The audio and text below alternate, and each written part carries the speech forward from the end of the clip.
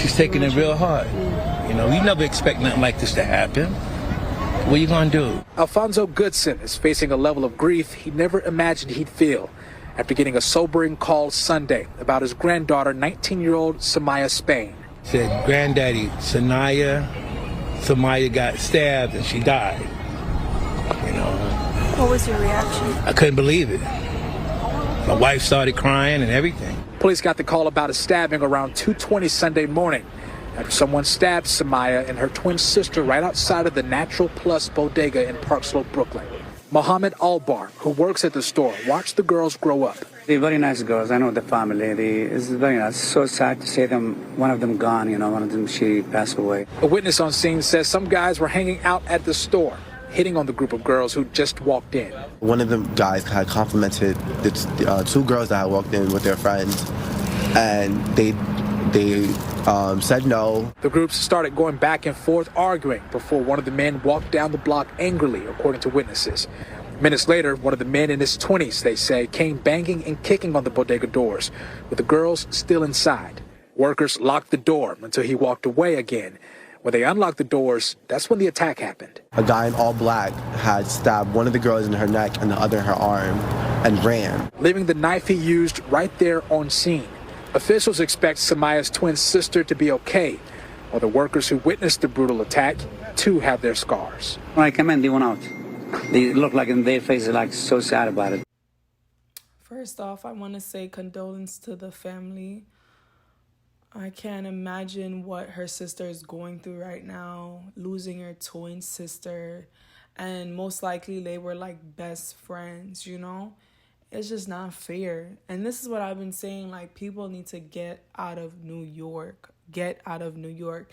Every time when I tell someone to leave, you know what they tell me? Oh, I'm a gangster. I've been here all my life. I'm a real New Yorker. I'm not going nowhere. They're saying I'm not a real New Yorker. Baby, I've never been a real New Yorker. I've never claimed New York, even when I was living in New York. I always knew that New York would be a temporary place for me, baby girl. I always knew that. So, with that being said,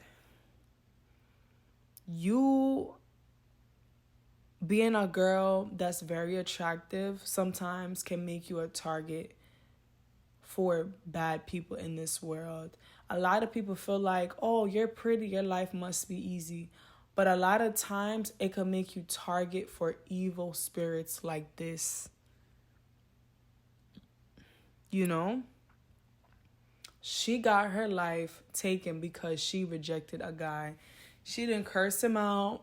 She didn't say, you ugly MF.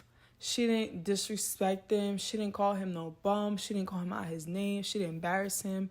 She just said she doesn't want to basically interact with him. She's good, basically, right? Just to sum it up.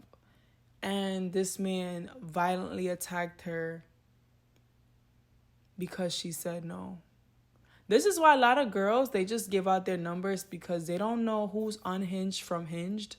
And then you'll have some guys, they'll even try and call you right on the spot to see if you gave them the right number, right? It's just sad. Like, it's scary being a woman. It's scary being like a single woman too and not walking around with a man, because a lot of times people feel like they could take advantage of that. And a lot of times men they will only respect you when you beside a man, because they know if they disrespect you, they got to deal with that man, right?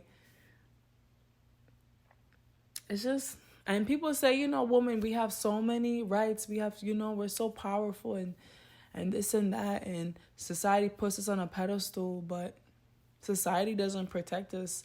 This girl was around so many people and nobody stepped in. Instead, these witnesses, they took out a freaking camera and start videotaping the whole situation. And this is why I always said, like, I will never expect anybody to come to my rescue because I'm a woman or because I'm attractive. Because a lot of people are for themselves, and a lot of men have even said out their mouth they're not risking their lives for somebody else, especially somebody else that's not their sister, that's not their wife, and not their kid. And I'm not disagreeing with that statement, but with that being said, I always have protection on me, and I'm always on guard when need to be. And hopefully that's enough in this lifetime. But I don't expect anybody to come to my rescue. Never have, never will. First of all, I'm my own knight shining in armor. Like, I'm my own armor. Like, I am the only person that can rescue me. I don't expect any man to do it. A lot of these men out here, they're sissies, and a lot of people out here, they're just looking for a way to get viral. So you could be bleeding out on the side of the street, and instead of somebody calling the police, they're using their phone to videotape you because they're trying to go viral on TikTok. This is the world that we're living in, guys. This is the world that we're living in. People would rather make money off of your demise and in the same breath not even help you. It's one thing to call the cops and then, you're videotaping for evidence, but that's not the thought process of these people. That's not the thought process. And if you guys remember that little Spanish boy that got stabbed by a bunch of dudes in New York a couple years ago, really handsome guy, I probably put his picture up, and he was just walking around like he was bleeding. Oh, it gives me chills. He was just bleeding, begging for help. And, there's somebody in their freaking apartment videotaping the whole situation. I don't even know if that person called the police, but I doubt it. But this guy was just walking around. He tried to crawl to the hospital, but he didn't make it, I've never expected anybody to look out for me, because a lot of times people are scared themselves, and people are so concerned with saving themselves and minding their business. They're not going to get involved. And we live in a world, people are so desensitized because of technology. So they're so used to the darkness, they can't even see, really. They just in a freaking matrix, going through day to day, doing the same crap, same routine. So they really don't have any empathy or sympathy for people, They just going through life, trying to save their ass. They're in survival mode, So if you're a young lady, please don't believe that you having a vagina and you being attractive is going to make a man risk his life to protect you. So always have your protection, always be able to read a situation and, make the best decisions that you can. In life, sometimes it doesn't even matter how great you are at making decisions. Like, things can just happen out of your control. But, and another thing, this is why I don't like being around people who are heavily intoxicated. I feel like alcohol is the devil's playground. I've always have. I'm not saying I've never participated in the liquid, but I don't get drunk. I don't get to the point where I don't know what's going on. I'm very aware of my surroundings, and alcohol doesn't bring the worst out of me. It actually makes me very nice. Like, I over compliment girls. I'm super sweet. Unlike some people, when they drink, the real them comes out. Like, they're violent, they're crazy, and they're irrational and very impulsive. Like this idiot that just took this young lady's life.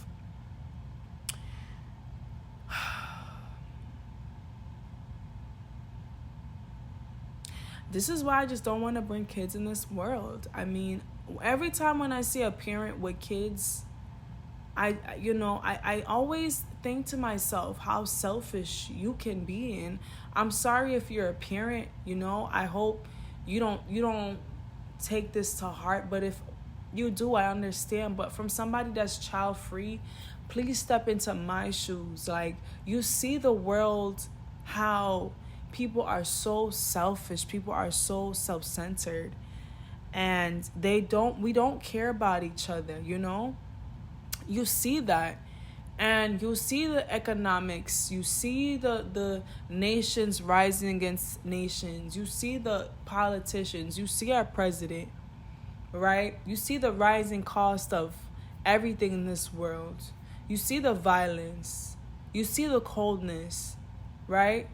And you still go ahead, open up your legs, and bring a child into this demonic world.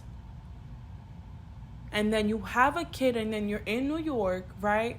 You're bringing up a stroller bringing a stroller up the stairs in the MTA, hoping somebody's going to help you up the stairs because you are a baby mother and your man left you. And now you got to do this shit all by yourself, right?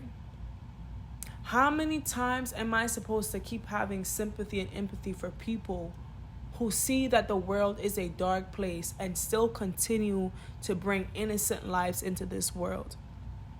And then you have the nerve to call people, child-free people, selfish because they don't want to add on to this society. And look how society treated somebody's kid that night because she said no, because she had self-respect for herself, because she had high self-esteem, because she had the confidence to say no. And she died that night because she told a man no. You want me to bring a child into a world like that where men can't even control their ego? They can't even control their ego. And don't tell me, oh, this guy, he was intoxicated. If that's how you act when you're intoxicated, then you shouldn't be drinking alcohol. In fact, you need to go to the therapist and learn how to regulate your emotions and take some medication if needed be. Can you imagine if every time we got rejected by a job or a guy that we just start stabbing and shooting up people? Could you imagine? I mean, people left, right, and center would be going to jail. You know, in life, you have to learn to take rejection. I've been rejected before. Ooh, Ocean got rejected. Oh my God. Yes, I got rejected before, you guys, in college. There was this super cute guy named TJ. Super smart guy. I'm talking about a guy in his books every day, right? He was part of my friends group. I finally mustered up the courage to text him on Snapchat, and I told him, how, basically I had a liking to him. And he said, hey, you're beautiful, but I just really see you as a friend. And guys, it hurt. I cried because it was so hard for me to muster up the courage and put myself on the line. Like, this was a friend of mine, and I was risking a friendship. And I got rejected. Did I go back and start cursing this guy out? Did I slam him to the wall? Did I, treat him differently? No, I took that shit like a G and I moved on. Because at the end of the day, I know I'm a baddie. And I know I will find someone else that messes with me like that, who's ready for me. In life, we have to learn how to take rejection.